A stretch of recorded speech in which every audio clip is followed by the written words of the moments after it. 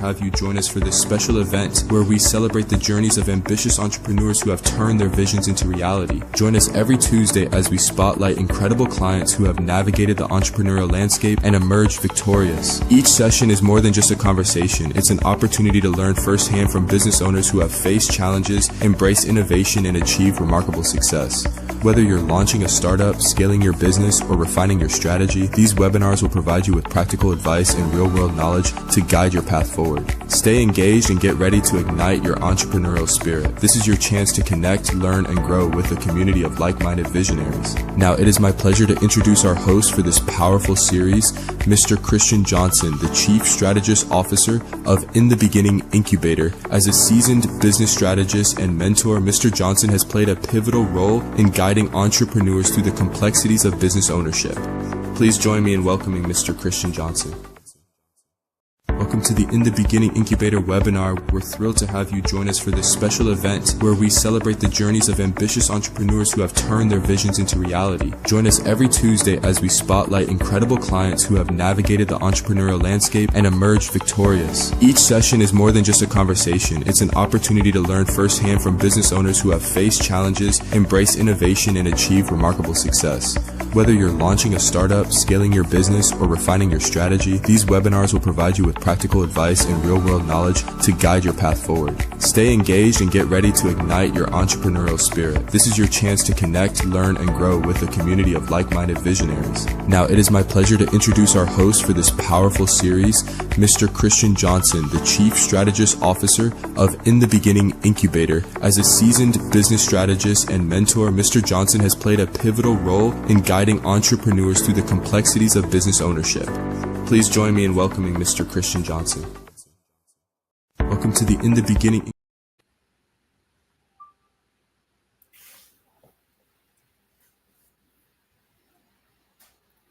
You're muted. Can y'all hear me now? Yes, we can hear you. Yeah, okay. Hello, ITB family. It is me, Christian Johnson, the Chief Strategy Officer for In The Beginning Incubator. We also have Miss Johnson, the CEO of In The Beginning Incubator, and we have Miss Stanley. She is our highlight client today. She is on, and we're happy to have her on. And we're missing one person. I'm pretty sure Charnay is gonna hop on here at some point. But today we have we're gonna be talking about a lot of different things today, and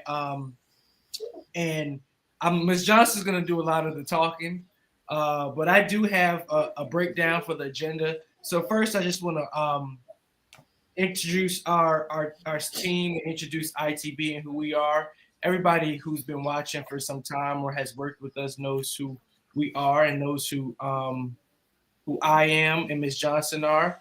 But if you don't know, we are In The Beginning. We are a business incubator, and we offer business startup services for businesses in their first 1 to 5 years. We offer grant writing, procurement writing, business plan writing, website design. We offer mentorship and coaching services. We also offer mental health services as well, and a lot of different services for operational, daily operational services as well. Anything that you need to start your business, handbooks, everything, the whole nine. So you can get it. We're a one-stop shop for all your business services. And we also do hand-holding. So that's the main thing that we do is a lot of hand-holding, supportive services, walking our clients through the day-to-day of how to run your business and, how to get things done. So that's pretty much who we are. And today the conversation is on wealth development. A lot of people have been, we're in our third year, going in our fourth year, and I don't know if people do know, but we are partnered with a university out of Langston, Oklahoma, with Langston University, and they're doing research on our incubator. And we just did a pitch for $1,000 for one of our clients who won, and one of the questions that they got that the Langston team was asking where you're tracking your financials. How are we tracking your financials so that we can see the growth that you're going through with being a part of the incubator. And that is something that we do. We keep track of our stuff, but not everybody knows how, and that's why we have people on the team that know how to keep track of your books and things of that nature. And but that is something that is very important, and it's really the money talk. And now for businesses at this point, a lot of businesses are running into the question of the money and running into the money questions. How you financing stuff and how you keep track of your money. So today is really going to be talking about the that, and also family, and having your family as a support. As you also, some of you might know, not know, but we are a family business as well. So everybody involved, except for individuals who are on the board, are all family. Our executive board is comprised of our family. So it is a family business, and we are very close knit. And to run a business and to be a family that runs a business, it's a lot of people historically, a lot of people do that. And for people that don't necessarily look like us, it's easier for them, but we make it work, and we're making it work, and we're doing it, and we're sharing what we run into and the things that we do with you all, so you all can take it and match it and do the same things. And so that's pretty much my little spiel. I'm gonna let Miss Johnson introduce herself, and then I have Miss Stanley introduce herself. Okay, well, I'm here, Evelyn Johnson, with the CEO of In The Beginning, and I'm an incubator, and I'm really excited about having this conversation because for two reasons. Folks think that maybe that they have some kind of, we have any other stake in your business besides seeing your business succeed. And it's not a generic feeling in the community and in the world today. And so we try to go the extra yard to kind of dispel those type of thought processes and really get down to the nitty gritty and provide a good product and a good service to individuals that can use it. And so when I created the concept, the thought process of In the Beginning, that's where we're going to start, because I think it's important to have a little bit of history and our why and where we are in this process, because what we're getting ready to talk about tonight is about family as a business and really walking you guys through our experience as a business with our family and how we evolved. Now, from our very beginning, we're married 35, almost 36 years this year. And so when we came into marriage as a couple, my husband and I, we didn't, it wasn't like we had this concept down. So the one key thing that I want everyone to know is that it doesn't matter where you are in this process. Everyone can do it. We did it. We figured it out, and we decided if this is something for your family, this is something that you can do. It doesn't matter where you start. It just matters that you do start. And so I want to say that because I think we probably make it look pretty easy for a lot of folks if they're not actually doing it. But it is not easy, and it wasn't easy, and we kind of fumbled into it. And the reality of it is, if I didn't get sick with MS, diagnosed in 2015, we probably wouldn't be here today.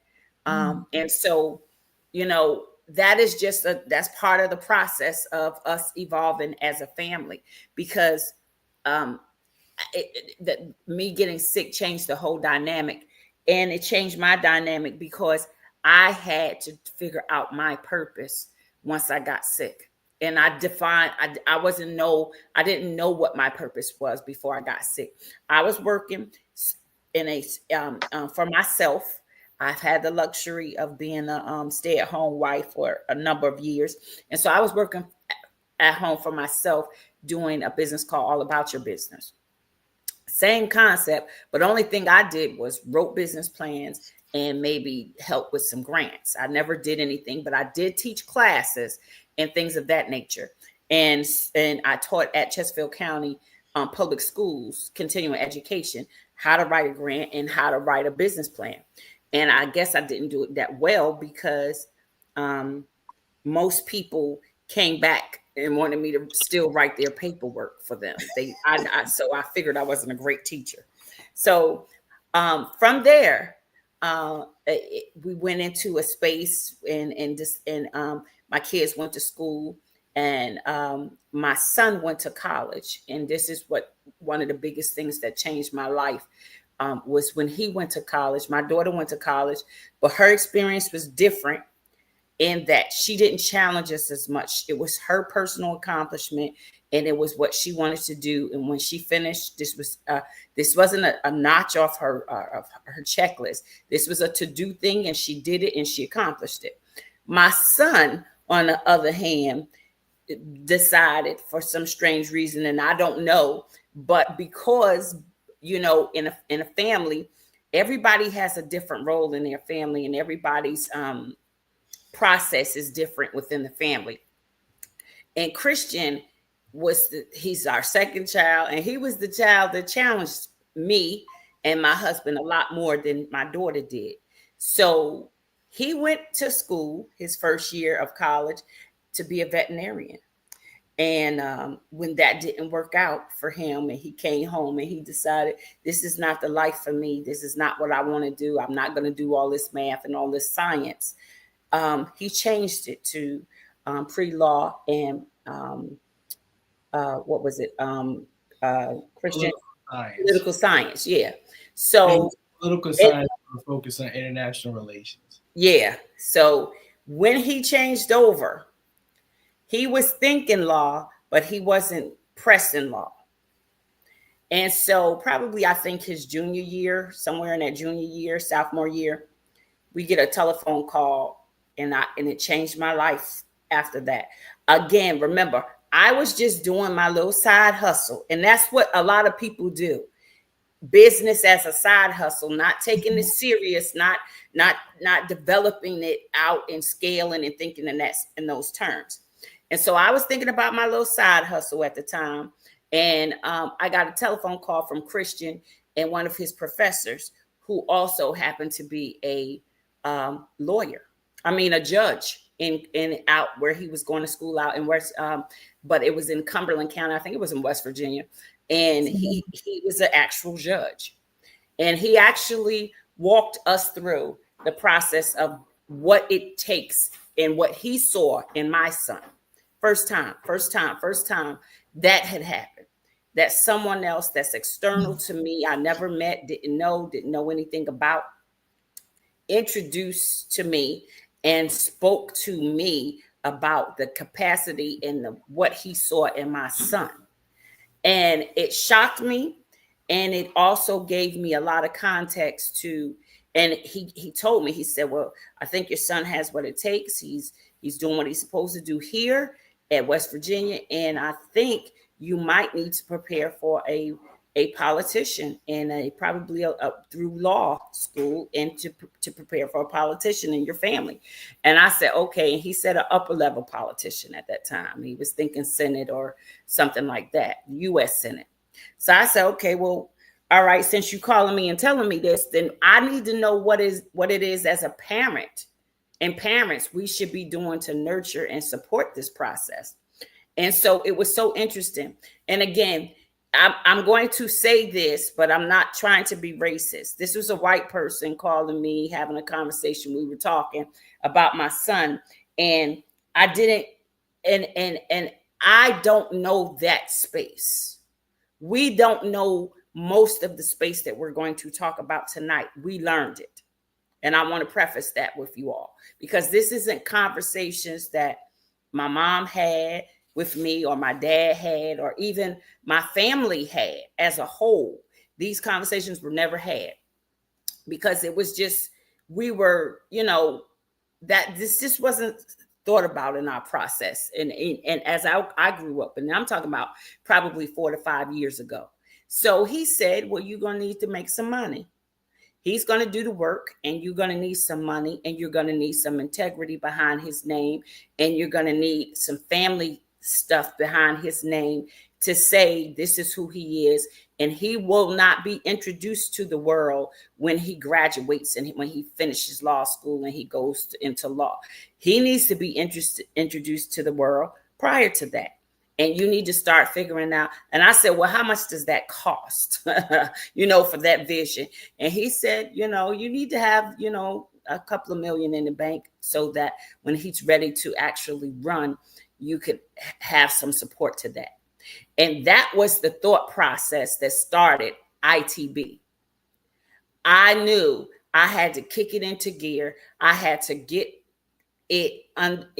create this space so that he could grow and flourish. And I'm not going to talk the whole time, so don't think that we're getting ready to get into some real good conversation here. But I needed to give everybody to introduce themselves. Okay, I needed everybody. This is just an introduction, Christian. Yes. Oh, I'm sorry. Well, I'm gonna finish and then we can go ahead. But Miss Stanley was next, and then Sharnay's on. Okay. We can't hear you, Miss Stanley. You gotta unmute. I know, right? I saw that red. Okay, so good evening, everybody. My name is Deneen Stanley. And I am an entrepreneur. I'm a family person. I am currently CEO of Deneen's Executive Services, Executive Director of the Stanley House of Love, which is our family's nonprofit operating in the Washington metropolitan area, Washington, Maryland, and Virginia. And I am excited to be here tonight. I'm excited to make your acquaintance and be a part of the conversation that is happening here. Thank you so much. Hello, everybody. I'm Sharnay Johnson. I'm the COO at In The Beginning Incubator, and welcome to our Tuesday Live. Thanks for having me. So we're gonna keep on keeping on. So Miss Johnson, she spoke about a lot of things that we were gonna tap into. And it for me, it's it's a lot. It's a lot in this topic that we can go into, and a lot that we can discuss about. And I first want us to start with some. I want us to all kind of go through the line, and since we all are entrepreneurs, I want us to talk about the family, just the importance of having your family in your business, and talk about your family as an economic unit. All of us here, we have a family business. Everybody here works in a family business. So I kind of want everybody to kind of go through and talk about what it means to them as an individual and as a family unit, and the economic side to having a business and running it with your family. So I'm gonna just go first. To me, like Ms. Johnson said, that's exactly what happened. I was in school, and my judge, not my judge, but my professor, who was a judge in Cumberland in Maryland, he knew I was interested in something past college, just going and being a political scientist. Because at school they teach you, at West Virginia they teach you either when you graduate you're going into law school, or you're going to be a political scientist and you're going to get your doctorate, and you're going to travel. You're going to pick a specific issue or specific region or country and study that and write. I didn't want to do that, and I didn't want to just do that all my life. So I was like, I could go to law school. So I found an attorney at school, and I just called a bunch of attorneys, and I found an attorney at school in Morgantown, and I shadowed him for my capstone. And he's also a very big influence in this process as well. I've had some very in-depth conversations with him and about, our business, and his family. His son works in his law firm and everything. and he knows exactly what we do. Every time we go to Morgantown, I tell him, Giggenbach. I'm like, that's the name, but I'm like, oh, we're here. We're going to the W Innovation Center. He's like, man, I haven't been.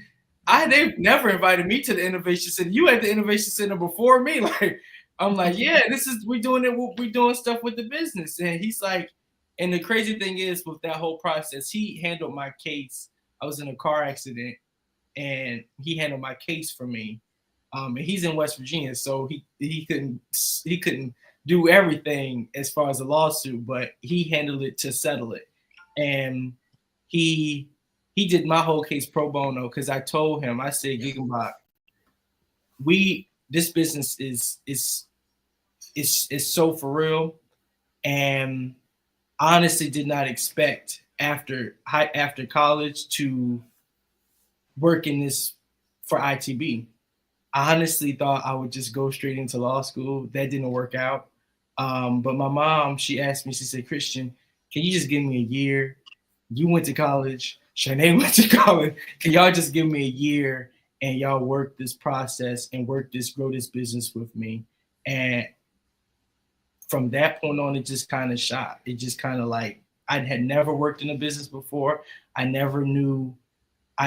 Ms. Johnson knows, she's always been an entrepreneur, but I never was like that. I never could use that side of my brain and think in that way.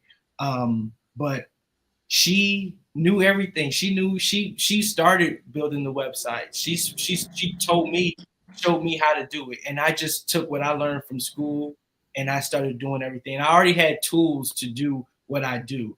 I already had the skills to do some of the things that I knew how to do. But Ms. Johnson knew what role to put me in. She knew what I was good at, and as a leader, she knew where to put me at. And it's crazy because she's my mom, and it took me forever to get out of saying my mom, my mommy, mom, and it's getting to saying Ms. Johnson, because when we're on here in business, we got to be professional, and we have to be. We still are mom and son and sister, and we still conversate like that, but being able to turn it off and turn it on when we're going to meet with the governor or going to meet with other businesses, I can't say mom. I gotta be Miss Johnson. So I've enjoyed it. I love nothing. I worked at other places prior to working for ITB, but I would not change this. I wouldn't take anything. I wouldn't change anything. This is like the best thing that's ever happened to me because it's helped me come into my role as an individual and as a person to know, when I do go to law school, it's taught me who I am and it's given me a why. And when I work with clients and I work with individuals that are in different spaces that are in politics and things like that, I have all of this to look back on and say, I did this in business. I did that. I know how to have this conversation. I know how to handle that. And I learned that through my family company. So that's how I see it. Everybody else has their different stories. So I'm trying to keep it down. I know this could go into a long conversation. So I'm trying to keep it down to a couple minutes, y'all. Well, let me go really quick then. Yeah. So for me being the oldest, and I actually just realized I am an entrepreneur. I do hair. I don't promote as much as I should, but I do hair. I bartend, and that is my real business because that's every time I can always fall back on that. But when it comes to the I don't know the word I'm looking for, but being a close-knit family, everybody doesn't understand that. I'm ready to be 35. I still stay at home with my parents by choice, and it works. And I don't know for everybody, but I do know I am Black, and a lot of Black families put their nose up to me personally. Why are you still at home with your parents? But it doesn't make sense for me to leave my parents' house and not have enough tools financially, mentally, physically to be out on my own if I can't do it by myself. So why not be in a house where I'm able to? I don't think my situation is so special. I just think people don't do it. I feel like you 18, you on your own, do you, right? I raised my kids, they got the house. I hear that a lot in the Black community, and I hate that. But that's not where I came from.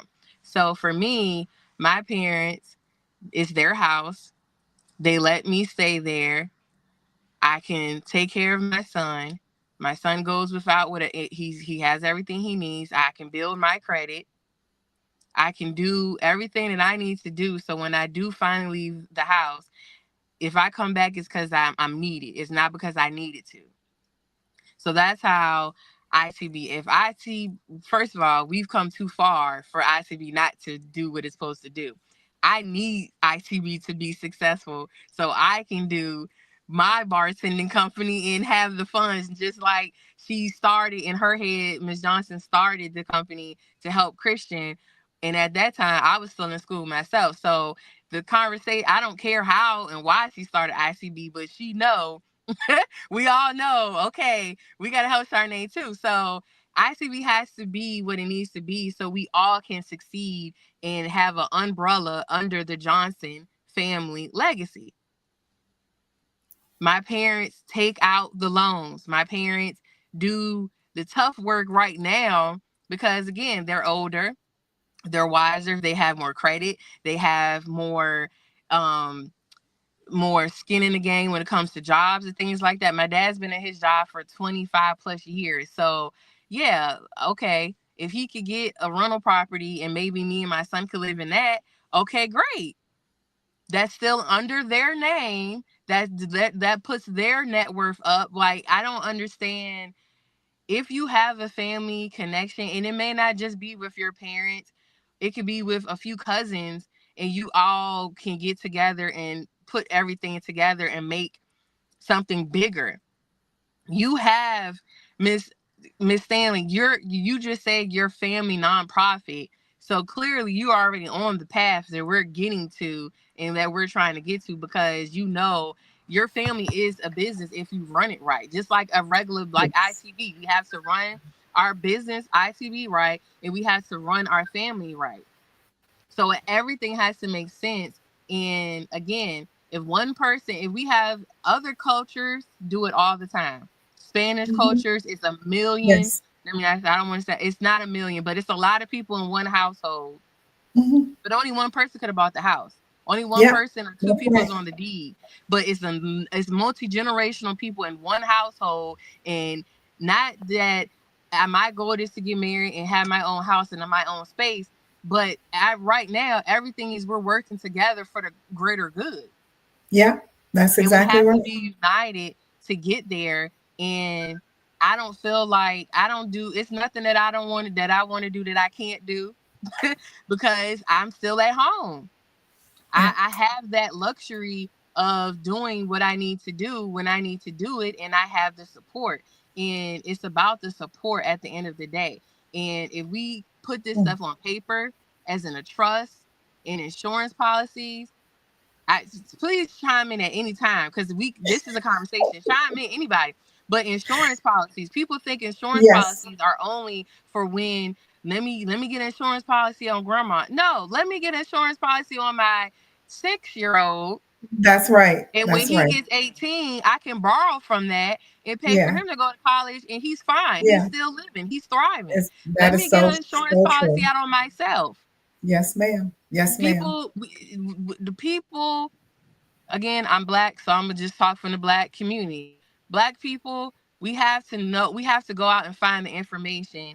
And it's a lot of stuff on social media, but at the end of the Yes, day, you have to go out there and find legit information, and you have to absolutely. unite. Again, it doesn't just have to be your parents, it could be aunts, it could be uncles, it could be cousins.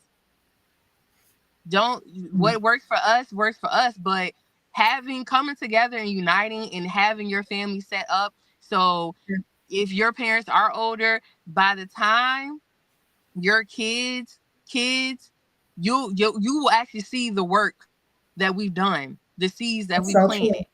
It's so true. It doesn't take a lot of generations. It has Charnay, taken us. I want to stop you because I want to get into some statistical data, and I want to get into Miss Stanley because we do have some facts. We have some information, and I want Miss Stanley to share because she's our point of reference in this process tonight. And so I'm not trying to cut you off, but No, you're fine. That's why I said I want to make sure that we staying true to our time. But I want to let everybody know we're probably going to go past 8 o'clock tonight. So just so you know, this is going to go a little longer. A little bit past 8 o'clock. Yeah, it's gonna go past it. It's a busy. We got a busy. So, Miss Stanley, you chime in right now because with what everything that Charnay was saying. Yes. Yeah, go ahead. I am so full, and everything is me calling your mom today, and just knowing that this was happening today, and me being actually here in Virginia today. Oh, okay, great.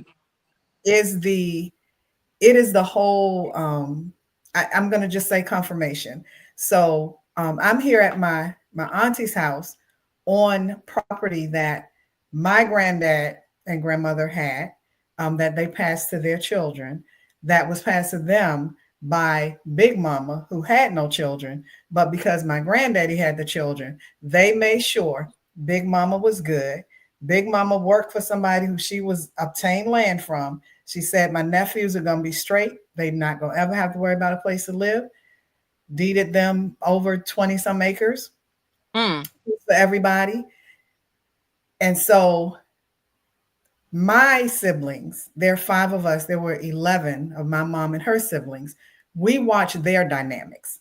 We watched one auntie move up to Washington, D.C., get that house, bring my 17-year-old mom up to the house, get her set, get her settled, get her married. Just it's been all around us. And so, as you said, Charnay, people look at your family and say, what? When I tell you the kind of comments we get about our close-knit family, we started our nonprofit because my mom, who was single mom of 5, absolutely amazing, brought us here every year. My brothers learned to work here. They didn't spend summers in DC. They were here learning to work, staying out of jail, not being on drugs, so they come back with all their good work ethic. Mom, we struggled in the hood, in the projects. Baby brother goes to college. Mom moved from where she was into an apartment. Baby brother comes home, buys a house for his mother and my baby sister who was still there. And he lived in the basement. Nobody knew the house was his. Okay, so the way you're saying that, saying at home, listen, let the talkers talk because they don't know the strategy. You understand? Right. He bought a house in a place in DC, which right now we're talking worth $500,000. Okay. Exactly. He bought the house, got married. Uncle had a house in Fort Washington, couldn't keep it up. Brother got the house out of foreclosure, fixed the house up, married, raised his family in the house, still got a house in DC. Okay. That's where mom spent her last year's beautiful big row house. Sister, baby sis, taking care of mom. And mom passed away. Baby sis, brother still had the house. Baby sis got married. Her husband got a house. Husband said, you're going to have your own house, and then we're going to get our house together. Brother sold a house to baby sister. Okay. Thank you. Okay. Exactly. So when I say the way this thing works, like we only know to do it together. We started the foundation in mom's honor. My mother, her funeral had over 400 people there. People who said, if it wasn't for your mother, your mom took me to church. I was in the children's choir your mom had. We were flabbergasted, but we were all 5 together during her sickness. We created a rotation, make sure she was taken care of. Baby sis was home with mom. We made sure she had a car, made sure she had a break every week. So when mom passed and we were like, what to do? Like Miss Johnson, when you found out about MS, our moment was, okay, well, we got to do something to honor her. So we started the Stanley House of Love. And if you look online, basically, we provide scholarships to children of single family households. We expanded it to provide scholarships to those who had homicide, who dealt with homicide. So that was back in 2008. So we've been rolling with that.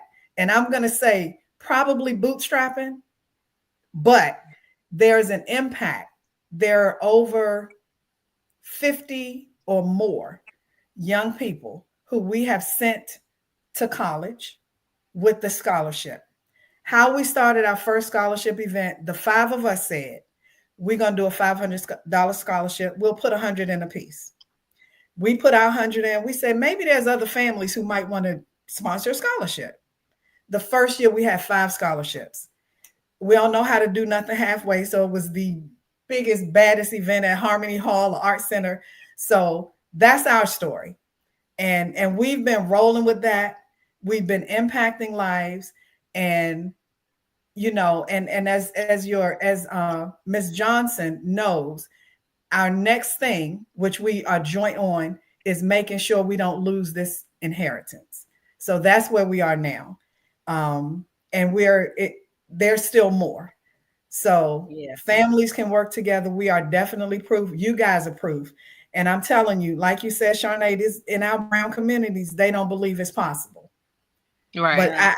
But when I met your mom, I felt like I was looking in the mirror. Condolences on your mom passing. Yes, ma'am. And yes, congratulations on everything. That is just that really, you said is a confirmation, but God don't make no mistakes. No, He doesn't make any mistakes. And this was definitely a confirmation for me, especially. And I just thank you for just sharing some of your story, because I know it's more. Yeah. Because we sharing the good stuff. Oh, listen. The good stuff is good. And Ms. Johnson, let me drop a little thing in there. I'm the serial entrepreneur, right? So everything I do feeds back into our nonprofit. Recently, my sissy was diagnosed with cancer. This is, last year. I'm a writer, and all this stuff, publisher. Sissy wrote her story while she was going through cancer, got through that, no traces, published her book just this month. And 10% of that goes into our nonprofit. So we work in the profit side and the nonprofit side because there's a need. And one thing that I said to somebody the other day with the project I was working on, they were like, well, what do you want to do? You trying to make money? What you want to do? I said, well, I'd rather make an impact than money. But I recognize money will come. But I recognize that I have to do both in order to do either. Right? Exactly. So that's the space that IBT, that's where I feel like, because we want to all of us want to make an impact. Because money, I'm like you, Sharnae, the money will come. But I'm that one that's like just worrying about the impact. So I got to surround myself with people who going to look at my bottom line, make sure I'm making some money. Because I can't do the impact without the money. Right. Yes. And that is what it is when you come to ITB. People just want to focus on that business, making that impact. And we're still here saying, hey, did you do your bookkeeping this month? Did you do your coaching this month? You need to make this appointment. And that's what we're here to do at ITB. And that's how we handhold our clients. A lot of people some people come and just their bottom line is just to make money. And then when they come to us, I know that. They be like, we be like, what you doing for real? What's your bet? And that's why our model is like a benefit corporation. We offer more than just the service. Like our services are our services, of course. You get those a la carte, but we offer something more that's impactful to certain communities and certain areas. So it is that is definitely preaching to the choir, because that has really been the theme since November of last year. The theme going into going into for a lot of people. Now it's a lot of people who haven't picked up on it yet, and in that the money talk, and Yeah. that you need in order for you to. That was what the judge told Ms. Johnson. You gonna have to have. You have to have it. Like you can't not. That is that's the truth. Exactly, and do what you want to do, and not have your money supported. And you don't have to be all out and crazy with it, of course, but you have to have that the financials, because we do live in a capitalist society. Absolutely. And money talk, and you get money walk. So, Right. So I think one of the things that I've learned, and I have a my law firm that I work with at in North Carolina, but what I recognize is, like you guys say, mom knew where to put everybody, right?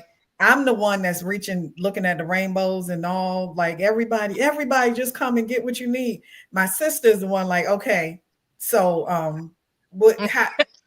That's me. That's me.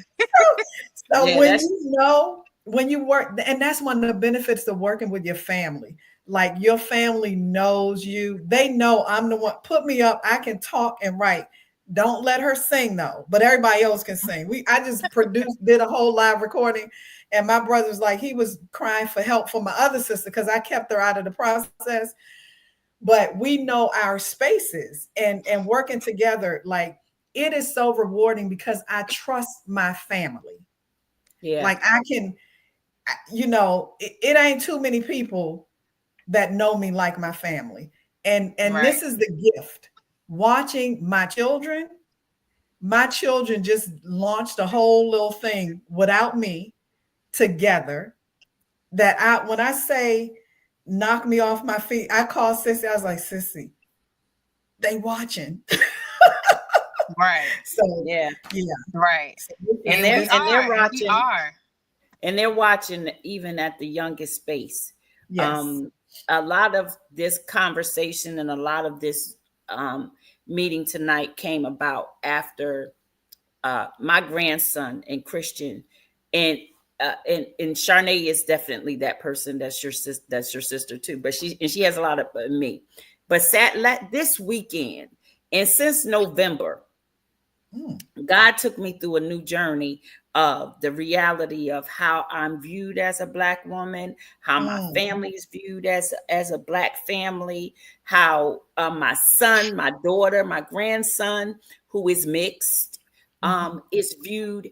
And for the last, since November, I've been, and the thing about it is everybody's worried about a lot of things, but in the space that we work in, business, it's not really becoming a negative, because it wasn't a negative when he was president before, because he was for business, and our businesses knew how to, our company knew how to thrive through what he was bringing to the table.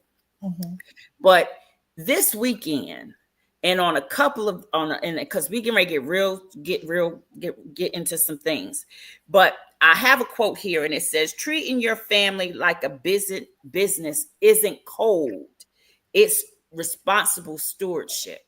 And I've learned that. I've had that in my family. My mom, my aunts, we're close knit as well. My mom is on our executive board. My husband's on our executive board. My family is a big part of ITB. But God has on the live. Huh? Some of your family is on the live putting our cousins. Yeah. And because let me tell you something. Only reason why we know Miss Stanley is because my first cousin on my dad's side, referred her to our company. So I'm just telling you. Yeah, that's what. And it's because I'm extrovert like your mom. Like I don't know no strangers. Dawn and I've been passing by each other. I got her number. She said I go up to. I stopped in the store to say, "Hey, girl, what you up to?" Because I retired back in September, so I could do my passion projects. Okay, so that's why I'm able to just get up this morning and say, "Let me go down to Virginia and see what is going on." Right. So Dawn, yes, ma'am. Dawn said. This who you need to call. Yeah, and she's very amen. And we love her. Yeah, and Dawn, she's my first cousin. Awesome. And for my kids to say, yeah, and we love her. It goes past her relationship with just me as her first cousin and to embrace my kids and Yes. things of that nature. Yes. And our whole family, It's real. my family dynamic on my dad's side is very much like that, and on my mom's side. Yes. The thing about it is, we And never we're had the same way. We're the same way, Miss Evelyn. Oh my gosh. Yeah. And your mom has my middle name in the world. Oh, okay. Well, let me say this. But the key to tonight, and I guess we're going to continue this, is that families that view themselves as an economic units create legacies and not just memories. And I just got that process, not just memories. We starting to create legacies. And after this weekend, and it was a combination of things. I went and we saw that movie Sinners. We Christian and my grandson, who's the last one on here right now, he's 9, went to an event at his school. And so this year, and it shocked me, because I'm getting ready to read you some demographics, and I want everyone to know, again, why we're having this conversation. And we're having this conversation because times are changing. And if we don't recognize that the change is taking place, we're going to miss it and be left behind. Yes, ma'am. And that's exactly why we had this conversation and introduce it. 400 years left behind, actually. And but the key is, I didn't pay attention to the Generation Alpha generation, which is my grandson's generation. It's the generation between 2010s and 2025. So any kids born into 2010 and 2025, I was trying to figure out where the hate started coming from. I was trying to figure out where all of the animosity towards and singling out people came from. I was trying to figure out what is this push, and then I read it. I went and I'm a researcher, and so I went and looked it up, and it said that and this is the U.S. statistics. It says that comprising that the Alpha generation, the kids that are under 20 from 2010 to 2025, although the oldest members of the Alpha generations are only adolescent, many of them already emphasize the importance of helping people, protecting people from bullying, and treating everyone equally. The key piece to this is that the gen population, this generation, is the first generation that will not be identifying as one whole people. Less than half of their population will be identifying as white. And the Generation Alpha is expected to be most racially diverse generation group yet. And I wasn't paying attention to that. I haven't paid attention to that because I didn't see it until Christian took my grandson to the thing when Friday. I didn't see it until November. I didn't see it until this weekend with all the drama with Shador Sanders. I didn't see it and I didn't recognize it. But the numbers are saying, because my grandson goes to the same elementary school that my son went to. And I was upset with the numbers in the school. But last week, and the reason why this is so important to me, and this is why I'm saying this, is because this was the first year. I've been in Virginia for, I guess, 30 years. And every year we've had a field day for the kids. Every year. My daughter went to school and my son went to school. And my son went to the same school that my grandson goes to. This year, they didn't have a field day.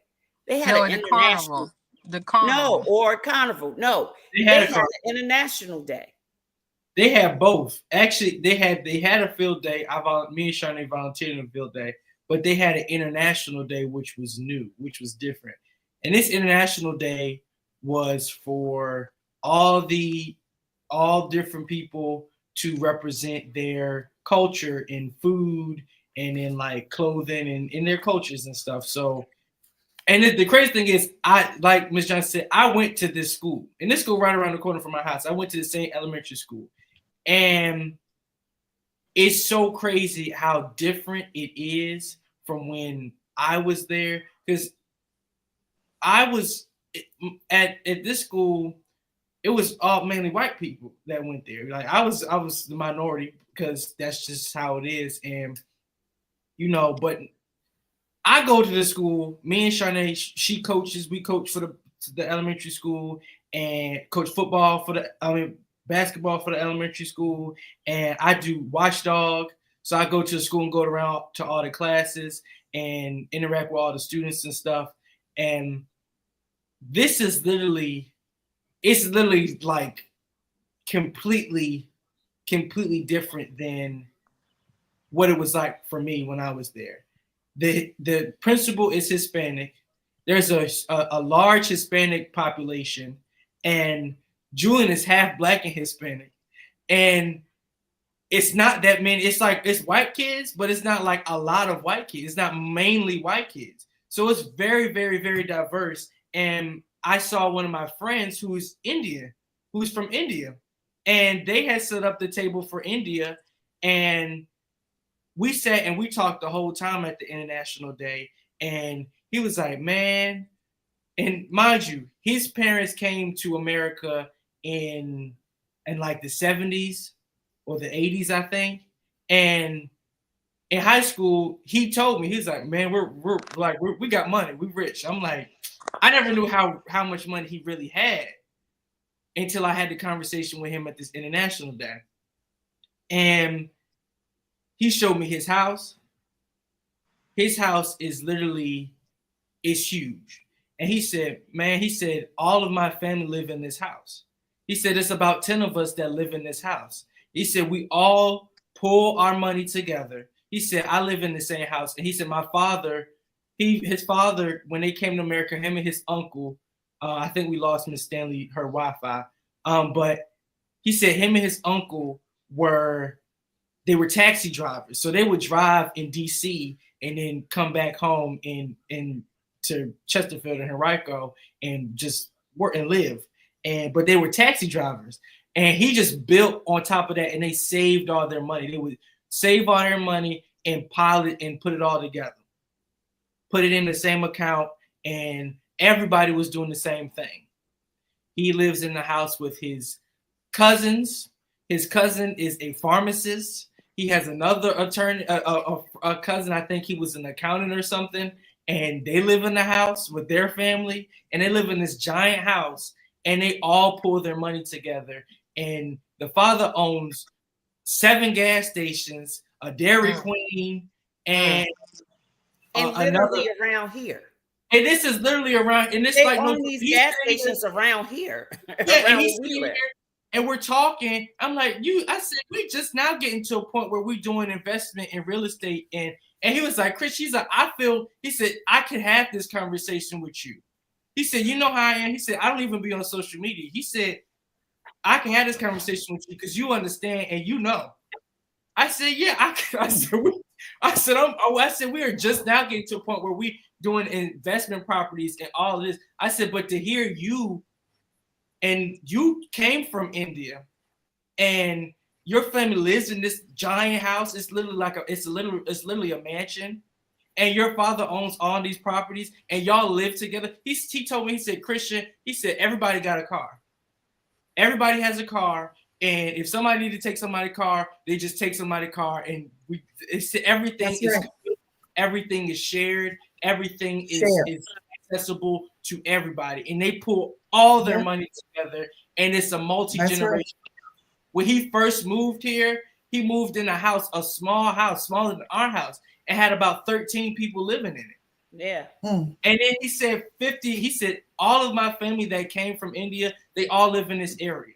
He said it's about 50 of us that live in Chesterfield alone, and these all my family that moved from India because we came here. We started businesses, and we own all the businesses. And when people come from India and immigrate to America, he hires them at these gas stations and hires them at these other businesses. So, and And I'm just like, man, and he was like, he just kept saying, he said, Christian, y'all, but he said, I understand, and you understand that the people created laws and created things to separate your family.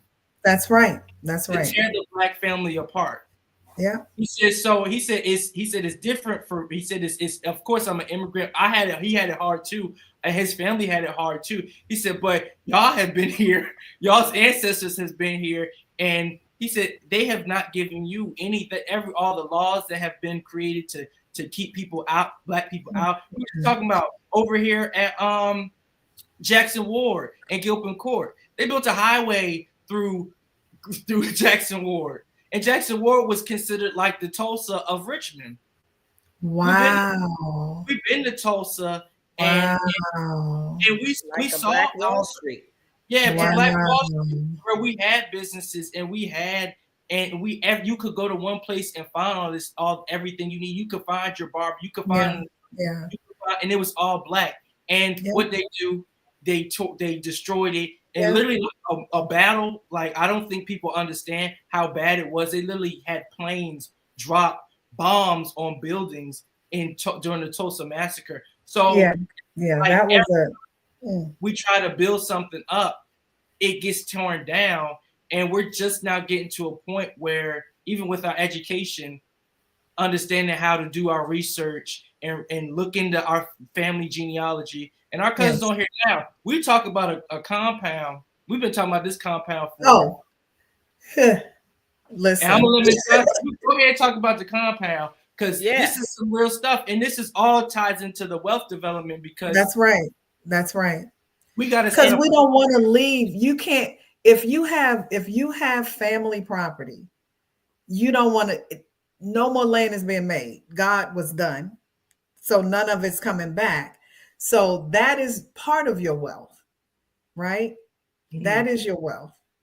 Not cars, not boats, not that houses stuff. And property. That's right. And another assets, things that are gonna grow in money, land. Well, land, and like Shanae said, insurance. And we have to be in control of these things. Like, let me start this insurance company and this temp agency and this, these other things that can self-sustain. We create a dependency on other stuff.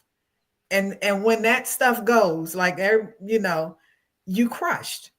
But we have to make sure we're creating, sustainability within our families and our communities. And when the family is okay, that we're everything good. else, nothing else matters. Nothing else matters. Nothing else matters. And we looking out for each other. Just like you said, when I went to see Dawn and told her I just launched my business and I'm out here in these streets, she was like, I got somebody you need to call. Yeah.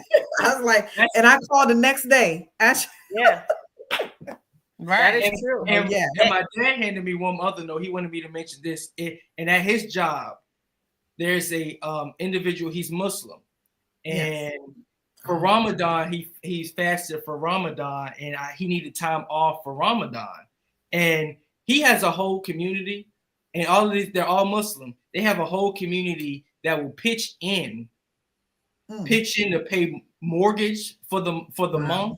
And pay food for the month when he's not working. And he gets his job lets him take off for the time because it's a religious holiday. So he gets off, but his family pitches in and pays mortgage, and they pay for food and everything for that time that he's taking off. So it's not like these it's other communities and other people do other cultures doing it. Other cultures do it. And they understand. We started it, you guys. Like we did. My mom and her aunties and everybody, they come on up to the city, so we started it somewhere along the way. Mm-hmm. It got disrupted. I think because not the government or just the oppressor they have tried to defeat us so much. I think it's a little bit of it is some people are just entrepreneurs, some people are business owners, and then some people are worker bees. And some that's people true.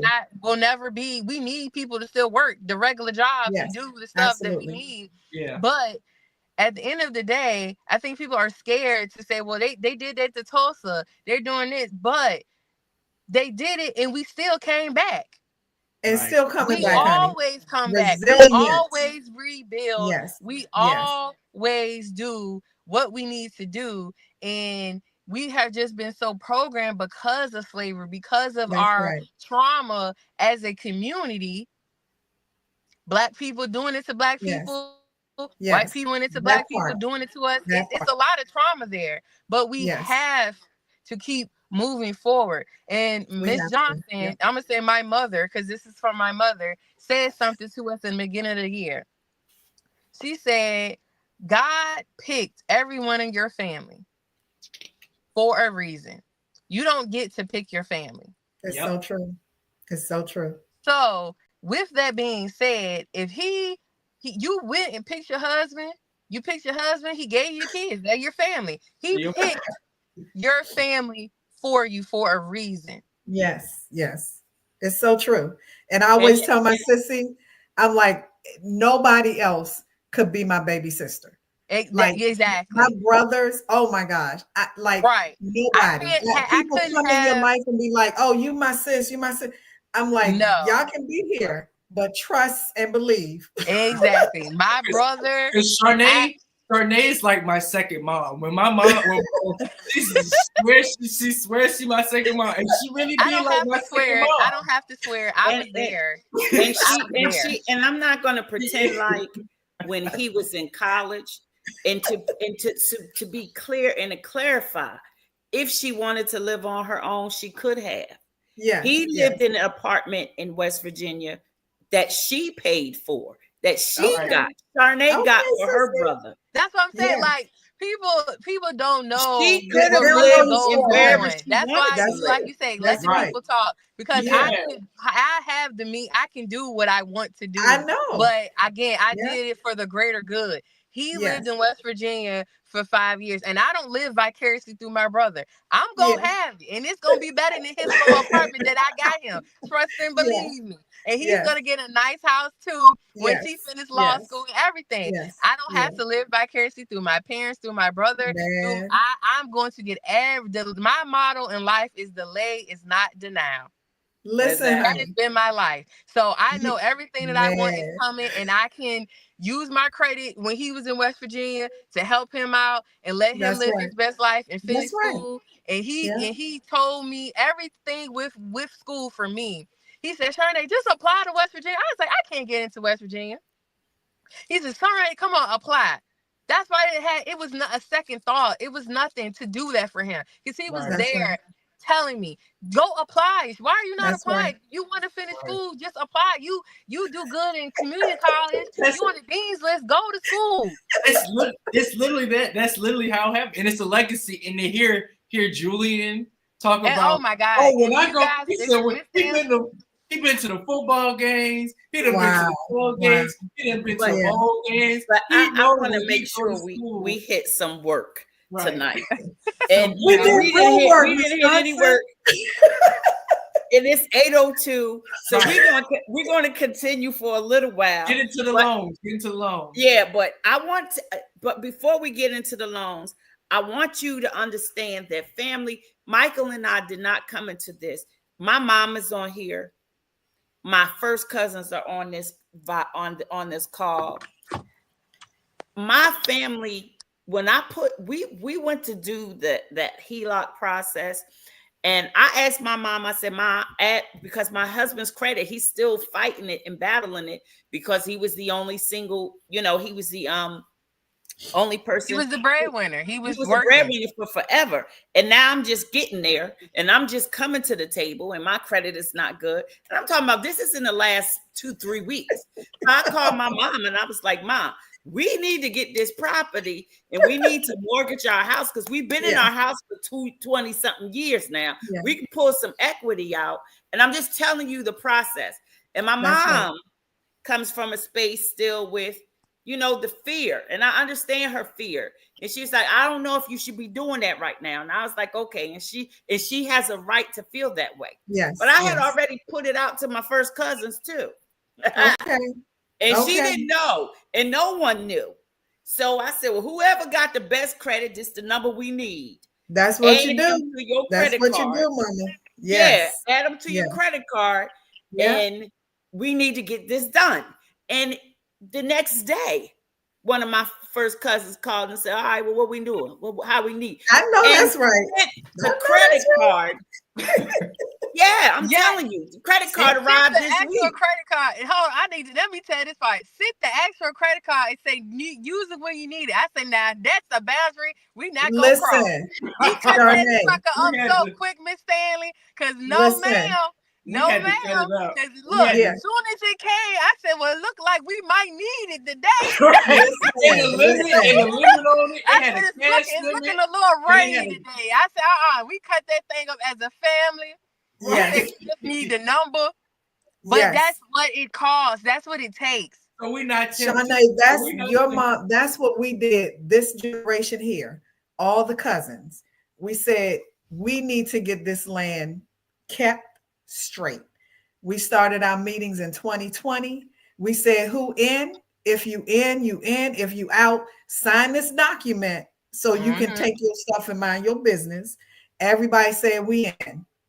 So we all in this thing together, and whoever can do what need to be done. Taxes come around. Y'all know we got to do this.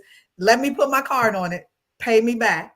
We good. Because the bottom, like you always say, the end goal. We need to keep what we have and build on it. Right. So yeah, that's what family. And you know your people, because somebody ain't gonna be selfish. Somebody gonna see the bigger picture. Because if one of us eat, all of us eat. Exactly. And that's again, we have done no work. We've just done talking, and this is going to real work now. This gonna pour over to next week, because I don't want to, but I want everyone to know it is some method to this madness that we're discussing tonight. And it is about, because I think it's important for retrospect to come to the table and say our whys and our hows. And the necessities for the change. It wasn't that Michael and I got married and this is what we thought of. We're just getting into this space. And with the business. And I'm not a selfish person. My husband isn't a selfish person. And all my first cousins on here know it. And my mama know it too. But we needed to figure out our bigger purpose. And God was pushing us to something bigger. And now it's growing to this. And the next conversation that we're going to have, and I'm going to tell you right now, we have books, we have information, we have so many things, because I didn't just look at this as one little thing. I looked at it as a whole process, as to join the movement. There is a project called the Black Project, that the Black Blueprint, the business plan for America. And I downloaded it, read it, figured out where our business falls into that space, and decided to, because part of that is part of the blueprint for the business plan for Black America is building wealth, building families, building unification. How do we build that back up into the Black community? And so that's where this all came from. And so I would love to take advantage of and take for granted. But I went looking for it, and I found the idea, and I found the concept. And ITB is pushing that. We are pushing all of our business the way we normally do business. But now we want to equip anyone who wants to figure this process out. So we're not going to talk too much more tonight. We did hire a great family attorney who sat on the phone on a Zoom call, because we Zoom my mom in, and with me, my husband, my son, my daughter, and we had a discussion. We're setting up the business this way. Is this correct? We all did that collectively. Brand new. Yeah. brand new to the concept, because we don't normally. But yes, my mom, when my son was in school and our credit was all crazy, yeah, my mother, she was grandma. Grandma, I need a new car. Okay, well, help me with. Can you help me? Yes, my mom was there. My That's mom right. has been That's there. right. So Yes. I don't want to say because she said no this time. That is not Yeah. my mom. My mom is Yeah. there. My mother is Yeah. a single Black mother from a big family, and she was family to me, and she's always been. So is my aunts, my mom's Amen. sisters. I could call them That's and what ask we them live the by. same That's thing. our pattern. That's our pattern. Yeah. Aunties are So I want everything. people to understand we're getting ready to take that concept to the next level. We're getting ready to take that process. We're getting ready to take family into business and Okay. show this country what Yes. Black families really look Yes, like. ma'am. And I was Okay. really peeved this weekend the way they treated the Sanders family, because my husband it's that same man. My husband who he's that same man. He's right there with Christian. He's right there with Charnay. He's supporting it. And for them to say what he was doing and acting in his child's best interest was wrong and tried to portray it like it was a negative, I just was like, what are we talking about? Yeah. So Yeah. again, but it was already in process. This process was already in process. So again, we're going to talk about this next week. I want to let everybody go, but I want to tell you, we are going to discuss family trust. We are going to discuss family insurance policies. And this is the last thing I'm going to say. Everyone in your family needs to have a insurance policy when Yes, they're ma'am. born, when they Yes. come in, and it all should be, the trust should be set up where everybody in your family is a beneficiary on the insurance policies. So yes, the reality is people are going to die, and people are also going to be born. But if you start somewhere picking up insurance policies and putting them in the family name as a family trust, and make every family member a beneficiary. Yes, when that person dies, it's something, we're going to be heavy. But if you got $1 million insurance policy, I'll be heavy. But they know that we got some legacy things continues. Right. Legacy continues. Don't just leave your family with a bunch of bills. Leave your family. You could be sad. A will number one.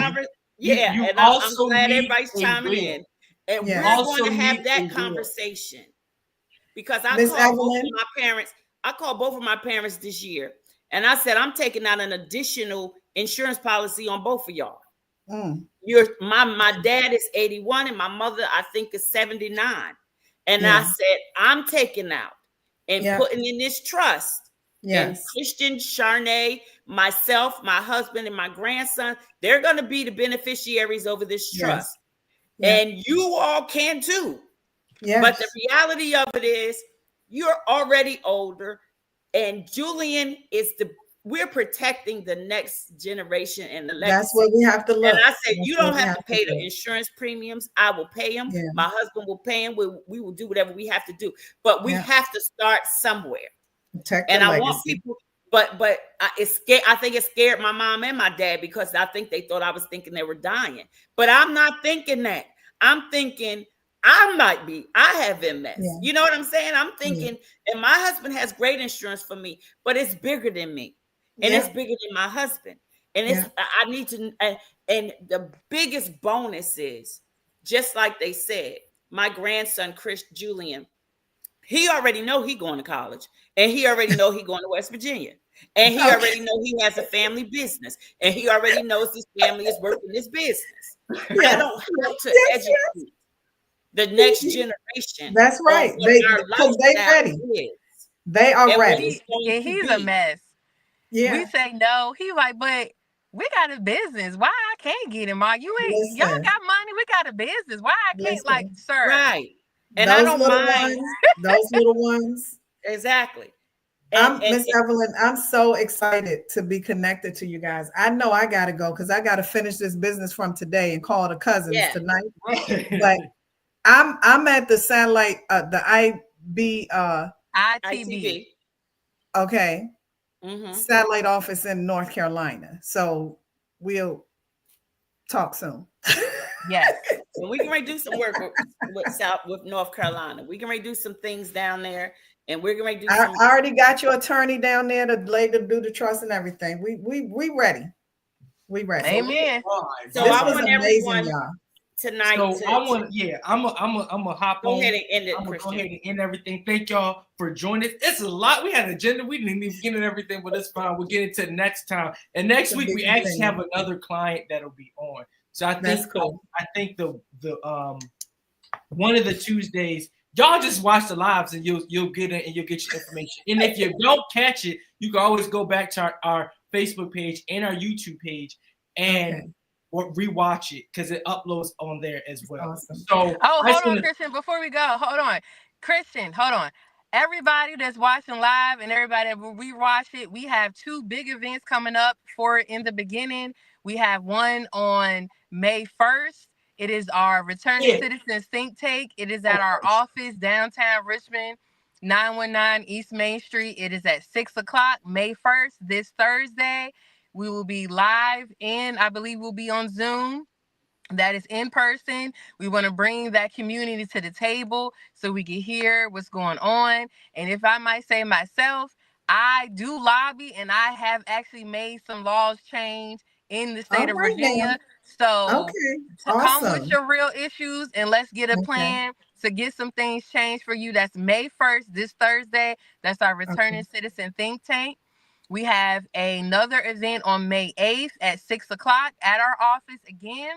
That is Abigail Spanberger. She's running for governor. We are having a roundtable for businesses that day. So come, bring all your networking merchandise and talk about business and see how this governor, when she's elected, is going to really change and affect and help the businesses in the state of Virginia. So that is again May 8th at 6 o'clock at our office, 919 East Main Street, and it's going to be on the 4th floor. And we also have May 15th. These are all Thursdays. Every day I've just said is a Thursday. May 15th is our business women's tea.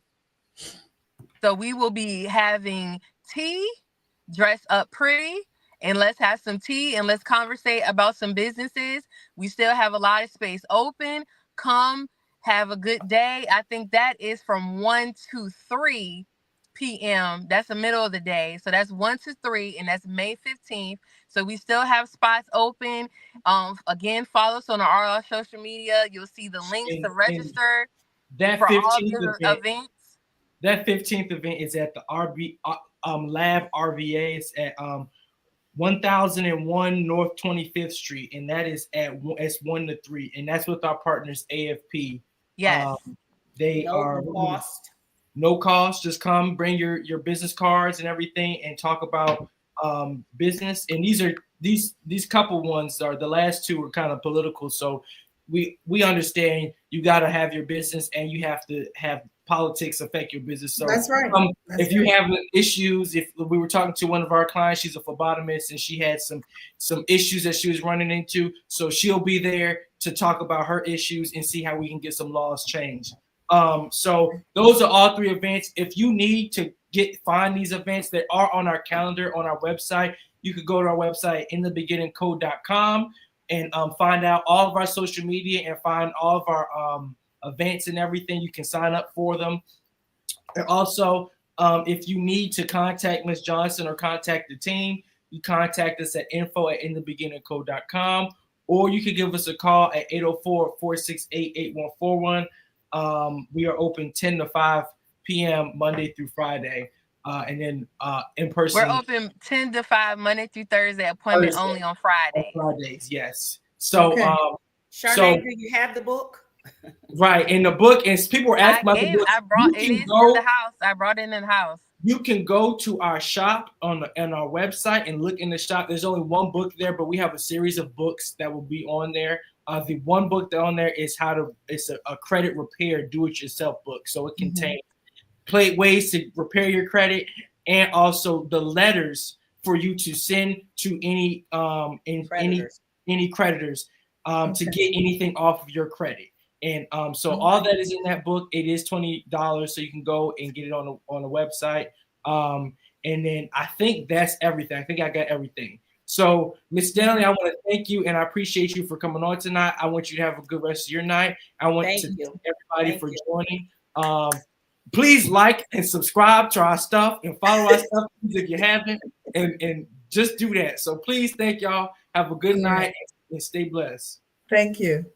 Thank God you. bless you guys. Thank you for joining us for today's In the Beginning Incubator webinar. We hope you found inspiration, valuable insights, and practical strategies to apply to your own entrepreneurial journey. But the learning doesn't stop here. We invite you to join us again next Tuesday for another powerful session where we'll continue to spotlight incredible entrepreneurs and share knowledge that can help take your business to the next level. If you enjoyed today's webinar and found it valuable, don't keep it to yourself. Spread the word. Let others know what you learned and invite a friend, colleague, or fellow entrepreneur to join us next Tuesday. Once again, we appreciate you for being part of the In the Beginning Incubator community. Keep striving, keep growing, and we'll see you next Tuesday.